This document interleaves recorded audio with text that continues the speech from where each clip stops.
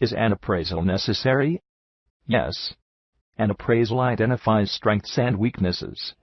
It also identifies areas for training and provides information for future promotions. Informal appraisals serve as regular feedbacks that help to improve performance on a continuous basis. Formal appraisals are recorded periodically and officers are briefed about their shortcomings. They are assessed on their performance and duly rewarded. Consider the performance appraisal of a third officer.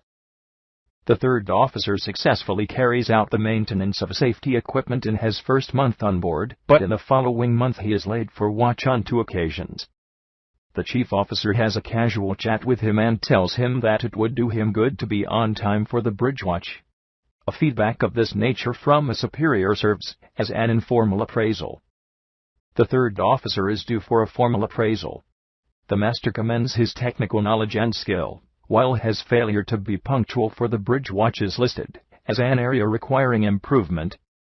The appraisal is recorded, and the third officer is briefed on his shortcomings. He is expected to show an improvement, as future promotions will depend on it. This constitutes the basis for a formal appraisal. There are several reasons for formal appraisal. Identify current level of work performance and safety awareness. Identify strengths and weaknesses. Improve performance and safety awareness. Motivate individuals. Identify training and development needs. Provide information for future promotion. On-board ship team performance and safety awareness can be improved when members provide feedback on how well things are being done.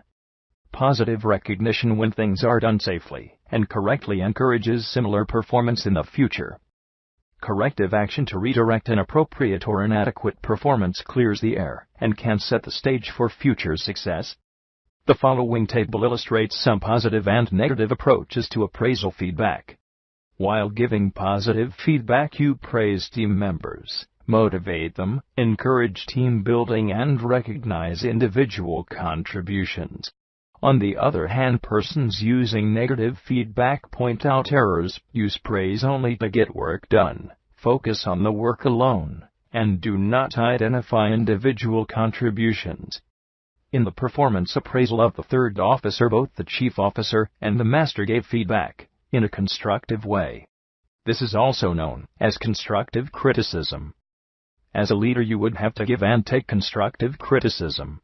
Here are some tips on giving and taking constructive criticism. Do not take criticism personally. Respond positively to suggestions and new ideas from the team. If you ask for comments, be prepared to listen to them. If you give criticism, be prepared to take it when it is your turn. Ensure that the criticism you give is reasonable. Don't use your position to bully your staff to agree with you. Counseling is the process that occurs when a person seeking help, support, or advice in dealing with a problem talks it over with another. Problems may be work-related or personal, and since people on board often feel isolated, it is important for team leaders to be good at counseling and encourage the crew. This provides a level of informal counseling to workmates in the course of their daily work. During counseling, the problem is identified. An outcome is agreed on. Ways of achieving the outcome are identified. Confidentiality is maintained. Discipline is a basic requirement of team performance. A good leader maintains control and strives to establish an environment in which team members exercise self-control.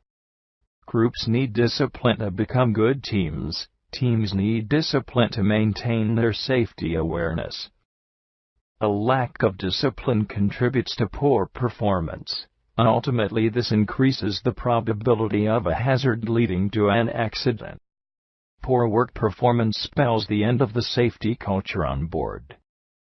Poor work performance is a joint responsibility. Team leaders need to consider if they are contributing to poor performance by their actions. Abdul and Sanjeev are both depressed about their jobs and have been complaining to each other. Their performances have become poor. A team leader can optimize the performance of the crew by discussing the work plan directly, ensuring the crew understands what is expected, explaining the value of their contribution, communicating the benefits of teamwork, and creating a work schedule for them, and setting target goals.